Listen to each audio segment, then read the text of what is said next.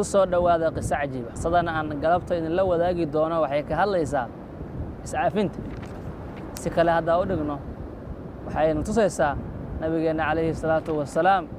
si uu dadka u cafin jiray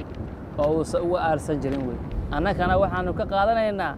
inaannu iska cafino qofka haddii uu qalad kaa galo inaadan la mid noqon dadan waxaa weeye waxaa jira nin caraabiya ama reer baadiye ama reer miyi ah ayaa nabiga calayhi salaatu wasalaam isagoo maalin jiifa oo geed hoostii seexday seeftiisina geedkii uu seexay dushiisa ku xirtay oo surtay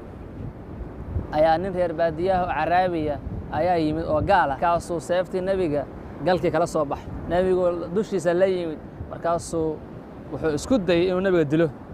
shanqartii baa nebigu calayhi salaatu wasalaam ku kacay shanqartiisii ninkii markaasuu wuxuu yidhi man yamnacuka minii yaa iga kaa celinaya maxamedow maanta waa kor taaganahay waxaana haystaa seef gashi ka bixiyey adigna waa jiiftaaye yaa kaa celinaya maanta nebigu wuxuu yidhi allah ilaahay baa kaa celinaya nebigu sala allahu calayhi wasalam ninkii caraabiga ahaa ilaahay baa argagaxantay qalbigiisa ku riday oo gacantii jaraysay oo lulatay ayuu seeftii bataq dhulka uga dhacday nebiga ayaa soo qaatay seeftii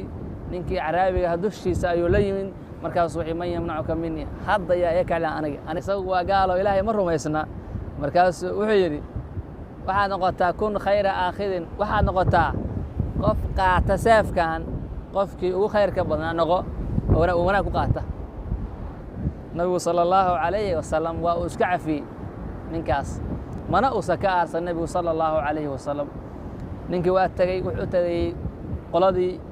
uu ka soo jeeday markaasuu qisadii uga sheekeeyey wuxuu yidhi nin dadka midkii ugu khayrka badnaa xaggiisa idinkaga imid qisadii iyo sidii nabigu u cafiyey ayuu noga sheekeeyey markaasay islaameen baa leeyahy dhammaantood way islaameen waxay la yaabeen dhaqanka nebiga sala allahu calayhi wasallam ee quruxda badan ee wanaagga badan oo nebigu uusan ka aarsan ninkaas qisadaa waxaa wariyey imaamu axmed ayaa wuxuu ka wariyey musnadkiisa ku wariyey wey marka waa inaannu iska cafinnaa qofku si walboo khalad uu nooga galo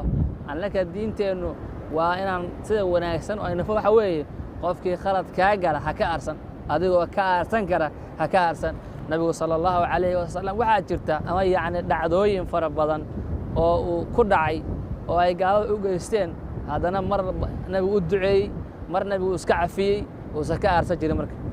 waxaa la leeyahay hebel miyaa wax ku dhibo haa war ka aarso weliba haddee haddaadan aarsan qaar waxay ku leeyihin waa ka baqday waa kaa adag yahay fulay baa tahay waxba ma gashid marka saas darteed waxaa la rabaa in aadan sida diinteennu ku farayso haddii qof khalad iyo gaf kaa sameeyo inaad cafisid adigoo awoodo inaad ka aarsatid sidaasa fiican oo diinta ku wanaagsan weeye waxaan isfaraynaa inaan iscafinno sida nebigu sala allahu calayhi wasalam uu dadka isaga cafin jiray isagoo ka aarsan kara adigana waxaa lagaa rabaa adigoo ka aarsan kara qof kasta inaad iska cafisi weye halkan waa saxaaba t v warbaahinta diiniga ah ee saxaaba t v sabaskadeeb noo saar youtube-keenna saxaaba t v mahadsanid